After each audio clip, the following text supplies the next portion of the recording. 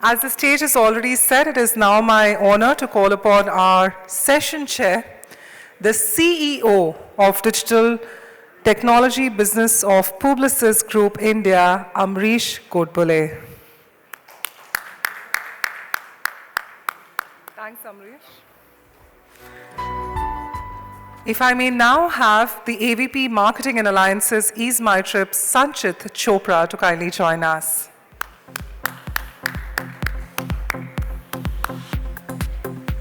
Thank you, Sanchit. The Vice President, Madison Loop, Kosal, Malladi.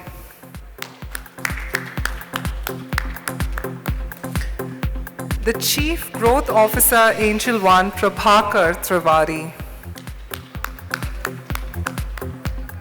And the Chief Revenue Officer of Tyroo, Akshay, Mathur. Right. So I think we're here to talk about a topic that's probably close to everyone's heart, because technology has been disrupting every industry, right? And we've seen some great examples globally. If you look at Domino's, right? Pizza, something that's so far away from technology. I mean, it's pizza, it's yummy, it's food. But a few years back, they made a conscious choice to use technology to grow their business. And that's what's made it available in an omni-channel manner, and that's what's fueled their growth globally, right? And today they call themselves a food tech company in many different press releases and so on. Another great example is Nike. I mean, the brand is obviously iconic, but it was always a shoe and a product brand. But over the last few years, what they've managed to do is actually become a product plus service brand, right? So starting with the fuel band and the entire performance ecosystem that they've created, it's created a community, it's made them a service brand as much as it is about the shoes, right? And one of the finest examples of data and driving growth has been Amazon, where they use predictive analytics, and today they are able to ship products to a pin code even before anyone has actually ordered them, right? Which is pretty insane. So the world has been changing and evolving. Technology has been driving growth for all these companies. AI is the talk of the town today. We've got ChatGPT, which is causing a big stir, right from saying how is it going to disrupt industries and jobs to kids doing their homework with it, and how do we detect that?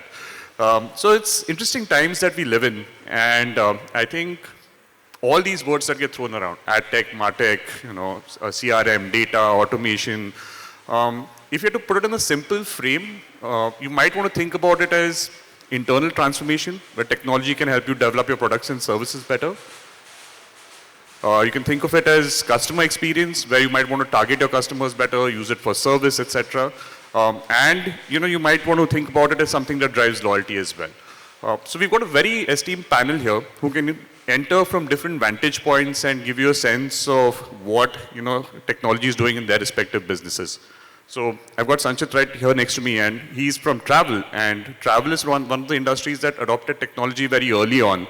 A lot of innovations were already done, and the question I have for you, Sanchit, I suppose is there headroom for technology-led growth in travel anymore, or is it tapped out? So first of all, thank you so much for having me over here, and I am actually privileged to be part of the esteemed group over here. But to come to your question, whether we have tapped out, I don't think so. We are even remotely close to it. One of the key aspects about any business is that the only constant in the world is change. And the technology today is actually enabling us to embrace that change. And, to reach out to more of the target audiences that there are. And, India being the country that it is, it has got a huge dimensions to it. There are different worlds existing all together over here. And technology actually helps us in bridging those gaps. We have people who are well-versed with almost everything, and then there is a segment altogether which are still need, kind of a hand-holding into when it comes to their travel plans. So definitely technology is, was part of it, is going to be part of it, and will continue to be part of it. So can you give an example of how it will drive growth for the company? I mean, is it something that is a growth driver, or is it a basic experience that a customer expects now? All right.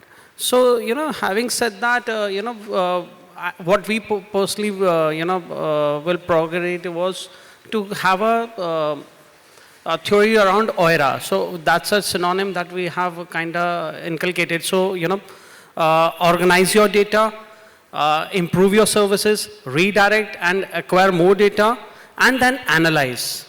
And this is a strategy, which we believe has helped, will help, continue to help the businesses all around that. So we are always having certain data which are existing with us, and we can always, look to analyze them and improve ourselves. But it also helps, going back to the basics and understand what more can we do better. Understood. Understood. And speaking of data, I mean, we're here for a media investment summit, and a lot of people are interested in how technology can help ad dollars be spent better. And we've got Akshay, and you might have some perspective in how ad tech can actually change the game. Yeah, actually, Amaresh, I truly believe that technology can enable 2-3 things, right? One is, of course, fill a gap which is in the market. Second is build efficiencies for clients or customers. And third is, of course, from a growth perspective, how does it build growth for this thing? So what we've done is that we've invested a lot in technology. We have like a platform called VidTech, and it was solving for certain gaps and it was solving for certain efficiencies, how we've been working. What VidTech initially saw was there was a gap. We were building something for content creators. This is like almost 5 years back, the Scoop Whoops of the world, etc. Right? And we saw that they were making a lot of video assets, which they were posting on social media, etc. And it was very manual work, right? Every creative asset would probably take 2-3 days for somebody to make it. So we said, okay, how do we solve this for them? And we had a AI-driven platform that we created with tech. What it would do is it would take unstructured data from these creators, could be a blog, for example, go through the blog, etc., and build a storyline, take out images, etc., and create a beautiful 10-second, 30-second video asset for them. And while we were making this, we also realized that it has potential even for advertisers, right? And especially performance advertisers 5 years back were doing a lot of video creatives. But they would not have enough creatives to run performance campaigns and performance advertising. So how we tweaked the platform in a way that now VidTech could integrate with a performance advertiser, say an e-commerce company, take down all the SKU level data would flow into VidTech, right? It would solve a gap of product selection, right? So what I mean by product selection is it could choose the top 100 products that an advertiser should focus for the maximum ROAS or ROI, right? After the product selection has been done, it starts creating creatives for those SKUs. And SKUs, when I say, it could be in hundreds and thousands of SKUs that would flow in, right? But it'll start creating like 100 and 1,000 creatives. Once those creatives get built out, all automated, pushing them on social media channels or across different platforms, doing A/B testing. It is a lot of manual work that gets out for a media planner or an optimizer, right? So, of course, there was a gap, there was an opportunity, efficiency, and of course, that built a lot of growth for partners. Understood. No, that's quite illuminating, and it'd be interesting to get an agency view on that. I mean, we've got Kosal here from Madison, and he's bringing together creative media technology, and I mean, maybe springboarding from what Akshay just spoke about. What's your view on technology solving for clients? Okay, so my view, in all honesty, is that technology is fantastic. But we should use technology in the right way, right? We should not get too excited by technology thinking, wow, technology will solve all my problems. We cannot forget the basics of advertising, right? And that's a mistake that a lot of us do. Now, I'm not naming brands because I don't want to lose clients right now, but the point is we've all seen examples of some very, very interesting technology that's been used in really bad ways, right? I'll just give an example, and I think Akshay and me were talking about this some time ago. We are all heard of banners, and they've been existing for a long time. It's not the latest technology, where the banner comes, you click on the banner, and you get to interact with the banner in multiple ways. You can play a game within the banner, and so on and so forth. And these campaigns win multiple awards, right? So read a little deeper into any of these award entries. We talk about the time spent by the audience interacting with the banner, etc., etc. Well, of course, that's a mid-funnel approach, as Akshay rightly had pointed out to me, which is true. We're trying to build a mid-funnel among users. We're getting them to interact more with the banner. But if you dig a little deeper into most reports, the numbers look something like this. Number of people reached out, 10 million. Number of people who interacted with the banner, 25. And these 25 people spent X amount of time on the banner, hence overall time spent is this much, which is pointless. So all I'm saying is we have to be very cognizant that we don't forget the basics of media advertising and then use technology in the right way. Yeah, that's a very, very pertinent point. Don't use technology just for the sake of doing something first. Make sure it's solving your problem. Do you have or I just want to add, if you want to use technology for the sake of doing something, great, use it, win awards out of it, but be very realistic about what the expectation from that is. No, that's a point well made. And on the flip side of it, do you have any examples of technology used well where it actually solved a real problem, or where you felt like this really added value? Yeah, I would think so. Like, let's take an example of, and this is something the entire industry has been talking about for a while, the way Mondelez used Shah Rukh Khan's name and face, and this one for reaching out to small time traders, right? It was a fantastic example. I mean, at the end of the day, they were ensuring that there is reach. Now, I obviously haven't seen the final reach of the plan, and I'm sure there were overall ground level issues, but it's a perfect example of how to use technology to ensure reach and not lose the basic media principles, and at the same time create impact. Yeah, absolutely. I think if I had to look at in the advertising space, the best use of technology, I think that's my favorite example from the last 2-3 years. And they've done it year after year, right? Building it up. So I remember at that time I was with Google, and in year one, it was primarily personalization at a text level. And then they took it to the next level, and they took it to the next level. And from whatever numbers I've seen, it was truly impactful as well. So hats off to the teams who worked on that. Prabhakar, coming to you, right? I think one of the biggest use cases of technology and a lot of Silicon Valley startups over the last few years has been organizing unorganized sectors. And it's made these sectors huge. And I think Angel One is maybe doing that with a sector where it used to be individuals, you wouldn't know how to connect. And I just want to get a sense from you the role technology has played in driving this industry and category forward. Yeah, thank you for inviting me in this panel. Very interesting views on technology, I mean, use cases from advertising to, how people are leveraging technology for business and all.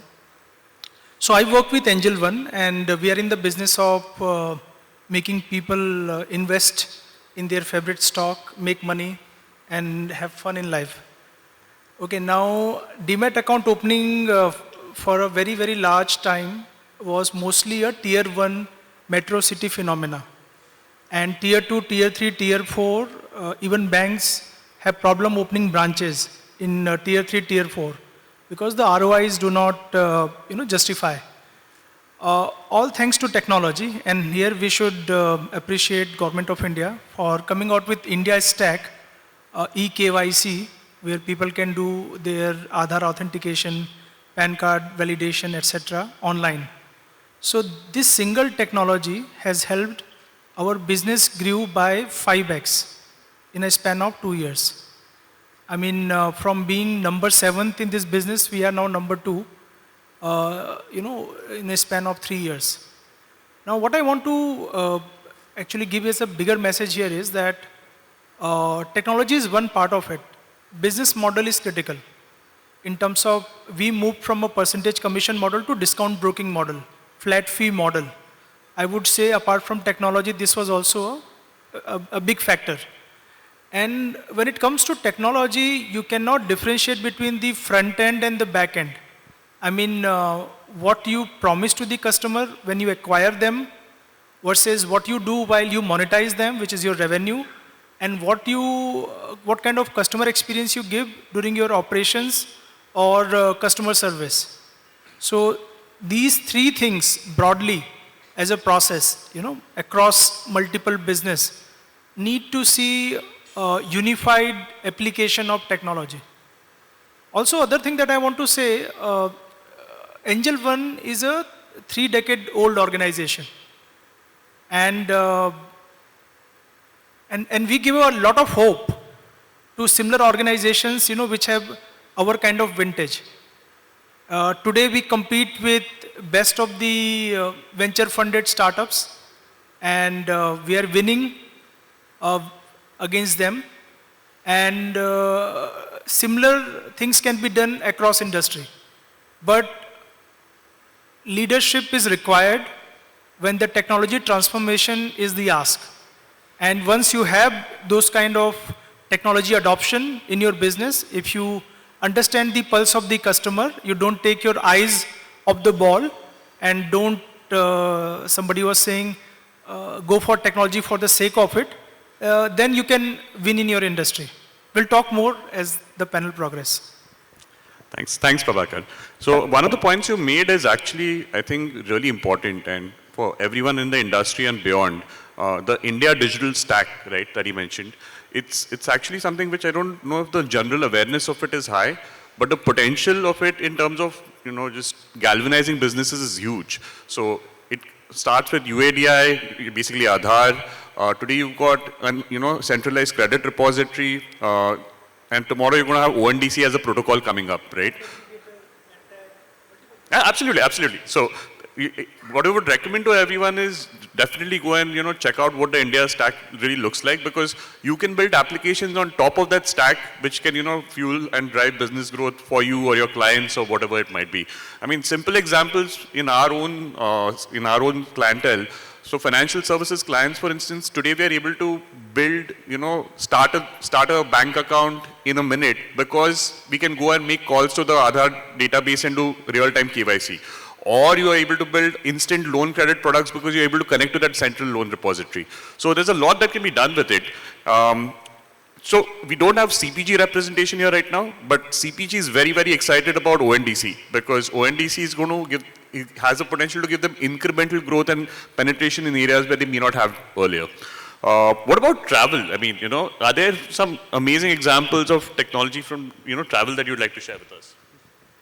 I really feel that travel is totally integrated in our psyche today. So let's say, for instance, today, I think everything, starting from booking a flight or, planning for a holiday, or, carrying your travel documents, everything is happening via our, mobiles in our hands. Gone are the days when we used to carry, the loads of the paperwork that they used to be. And, it's actually very pervasive. So according to the World Travel Trade Forum, Indian travel industry is supposed to grow 3 times till 2028 and touch somewhere around $512 billion. So it's a huge industry in itself.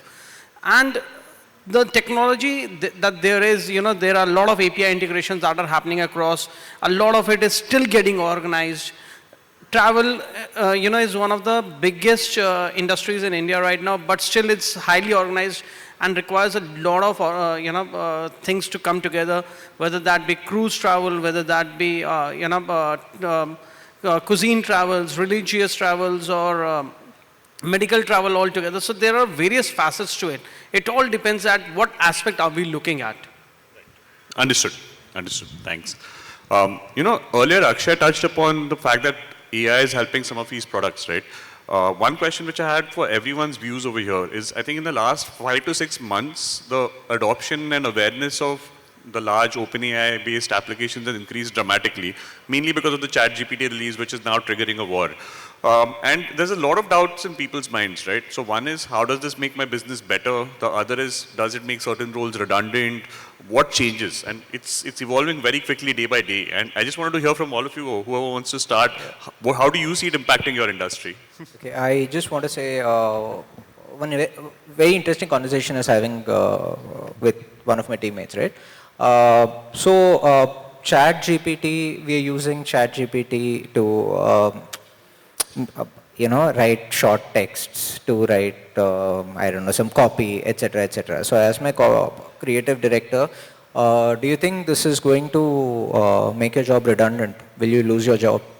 Her reply was, I don't think it will make my job redundant, but it will make the job of anyone who doesn't know how to use ChatGPT redundant, right? So technology is here to help us, right? I'll give you one more example. I was writing an article about ChatGPT and my views on ChatGPT. So I asked ChatGPT, what do you think about yourself?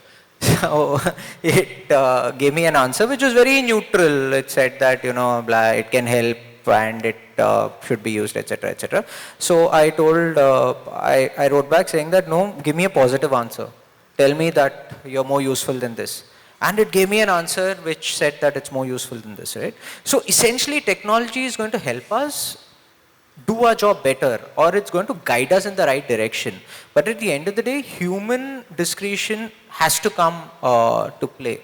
Till the point of time AI evolves so much that it makes us redundant, which means that we get to do better jobs.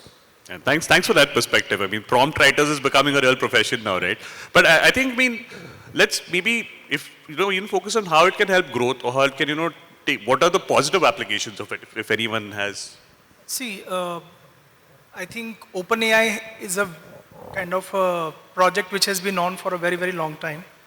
And AI generative and transformative models were known for a very, very long time. ChatGPT has its limitations because it has data till certain period of time, and it cannot give you citations, right? So what we have seen is that when a not-for-profit organization applies research, what can they come out with? And now that Microsoft has invested in this ChatGPT, we know that Bing will now try to compete with Google. So now, in the Bing search results, you'll have a ChatGPT tab also, and you can look at citation for every statement you get from the ChatGPT. Now the positive side of it is, first of all, I would like to say that I would like to see it equivalent to coming out of a typewriter or a computer or a printer, to that degree. So it has actually make human effort minimal in certain dimension, okay? Because ChatGPT people will use as a draft, and that draft people can improve on by their own, ingenuity, by their own creativity and all of that. And whatever we are getting to hear that ChatGPT is clearing medical exams, engineering exam, lawyer, legal exam and whatnot, even there is a tool for that. So now there is a tool which can, earlier there was a tool for plagiarism. It can tell you that how a piece of essay is plagiarized. Now it can tell you to what extent the construct or text is human generated versus AI generated. So even those negatives will be taken care of. So in my opinion, it has a lot of positive application, lot of startups who cannot afford a great copywriter or cannot update their website on a regular basis, want to read summary of a certain topic, they can do it. So it's a great productivity hack. Now question is, the biggies, how will they assimilate or engage it on their platforms? That will be very interesting to see. Understood. Akshay, your views? Because, this is pretty much close to what you've already been doing, right? So, does it take it to the next level? I'm not talking only about ChatGPT, I'm talking about OpenAI and the world at large. Yeah, that's what I was saying. See, AI has been there for a while, right? And generative AI is something new. And ChatGPT is just one of those things, right? Generative AI has different, there are different tools for different things, right? The use cases are yet to come out, how it can be used. But one of the use cases that I was seeing initially right now is that there are a couple of news channels who started using video generative AI, right? Which would mean that there is no anchor, there is no news reader. It is like an AI-driven, virtual anchor, and they are giving the news. It's probably something that could, help news channels scale up more, be more efficient, etc. But, the exact use cases are still yet to come. I would say that. I just want to add one thing, right? See, one thing that comes with technology, and we've all seen this in advertising as well, it adds great value to the brands. To a large extent, it also adds a lot of irritation to the end consumer, right? So if we are retargeting them, we are irritating them beyond the point. We don't know how many times to retarget, but if we don't retarget, we don't get business. So how do you draw the line? Similarly, I'll give you an example of and this is strictly speaking not necessarily very good application of technology, but there's a brand that got a lead from the end consumer, called the consumer, and the consumer showed interest. He said, I'm going to come down to visit on ABCD date. They called back the consumer saying, are you coming tomorrow? And the consumer said, I'm sorry, I'm not in the right frame of mind. My father just passed away. Can you connect with me after 2 weeks? They said, sure, no problem. 20 minutes later, the consumer got a call from someone else at the call center saying, hello sir, how are you doing? Would you like to come down to visit this one today? And in the next 2 hours, they got a call 5 times, right? And this is clearly an issue of what one human wrote maybe in the back end. So these are the sort of challenges that can be solved through the use of technology, through the use of AI. So if AI can help us move to EQ, that's when we'll see a lot more applications. It's a hell of a statement. I think I resonate with that. That at the moment, a lot of interfaces in customer experience technology is actually adding irritation, is what you're saying. I mean, as a user, if I have to deal with a chatbot to solve a problem, I just wish I could call someone. So if that chatbot develops EQ, fantastic. So that's a point really, really well made. So, to second what he was just referring to, and he has a valid point over here. So, technology definitely has to be an augmentation to the efforts of the human efforts that there are. Because by the end of the day, the technology itself is being driven by humans themselves. It is not to overtake the efforts that are being put in. It is just to their support. Got it. No, I think the big point being made across the board is, yes, I mean, AI is going to help us, but it can't be just IQ, it should be EQ, it should actually add value, and it needs to be done right, otherwise it goes horribly wrong. I think we have a few minutes left. I wanted to touch on one last topic, which was was in the spotlight all this while before all the AI news came out, but I think it's still very relevant from a business perspective, is in the world of Web3, specifically blockchain and its applications, because at least we've been seeing that a lot of, smart contracts and a lot of loyalty programs and stuff have started migrating to it. So is there a view in the audience in terms of how you see blockchain impacting your business, and how does it impact growth?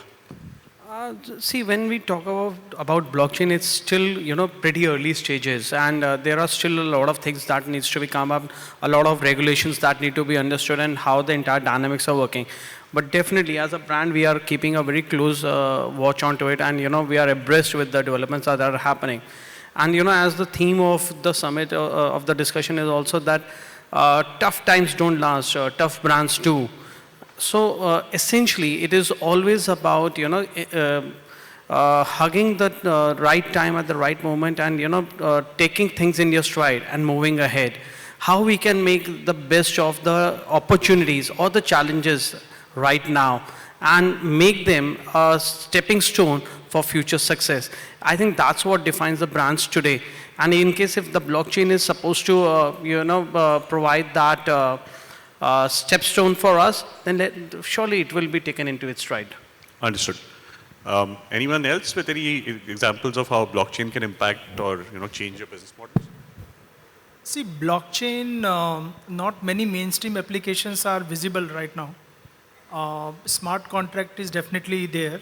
A lot of people talked about how the music streaming business will go to the next level, where people can pay as a small amount as 50 paisa, 1 rupee for per song they hear, and it can be easily tracked. Payment can be easy. If I talk about stock market, I mean, lot of use cases are there because there are contracts, there are operational things, where blockchain can be used.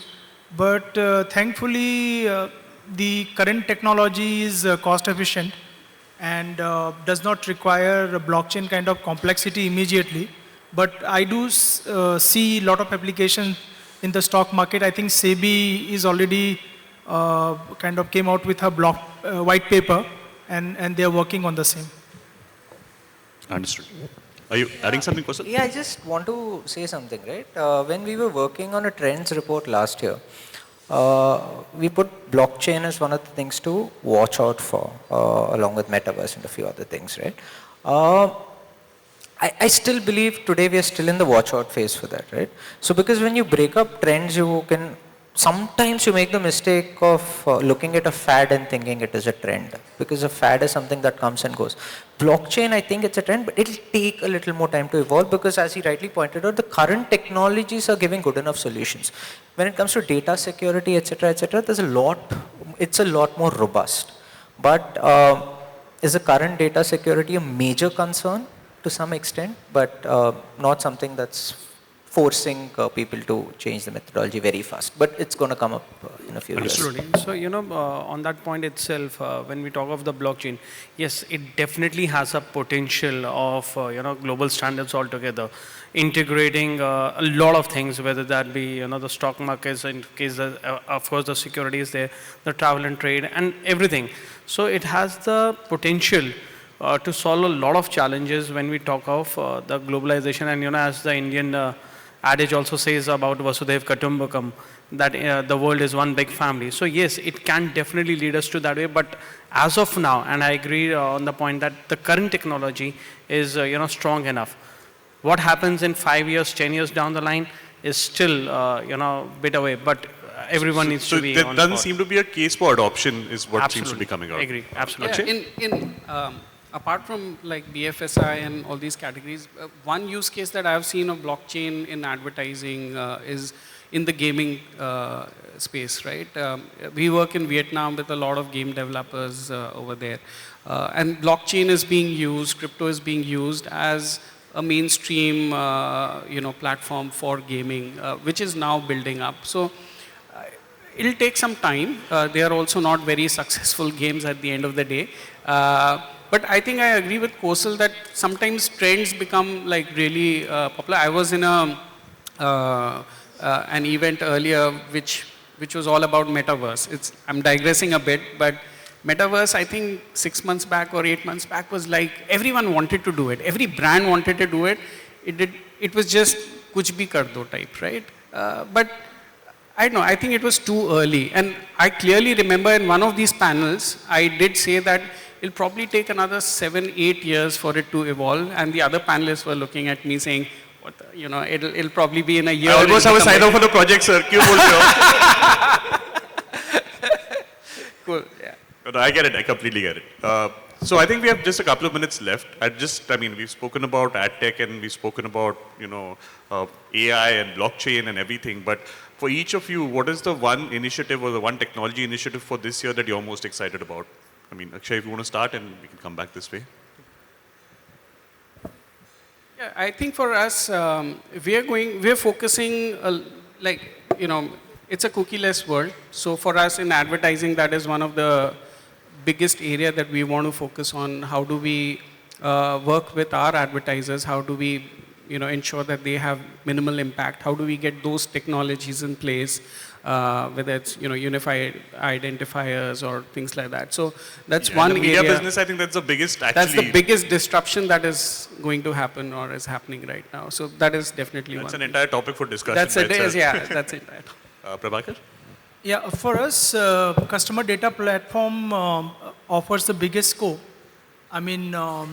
We want to work at a cohort level from acquisition, revenue to customer service, and this will require a lot of work because we work on a profitable segments, but we still look at a channel at a very, very aggregate level. So how can we do it at a cohort level and get the chain up from the acquisition to revenue to customer service, that's going to be very exciting for us. Kosal? I would think that this answer cannot be answered only through technology. Because what I'm really excited about doing is trying to find a one consumer answer, right? So today there are so many platforms out there, and I'm not talking only digital, I'm also talking TV, radio, print, etc., cinema, etc. So while digital to some extent can be tracked by technology, how do I track the others through technology? How do I figure out who the audience on one platform is versus the other? And these answers are not straightforward, but this is something that I'm really trying hard to find an answer to, and we are working towards that. So it's something, let's see, call it the one consumer project. So, as a brand, we are actually working on a lot of models right now, and because of the, the varied customer base that we cater to, when it comes to the customer engagement, we are actually a lot towards, the social media listening platforms. When it comes to marketing, there are a lot of things on the social media, or even OOH, or the offline mediums. But in case if I have to talk about the brand per se, of course the revenue is most important. And in today's terms, we really feel that the real-time updates are the most important aspect, especially when it comes to the travel domain.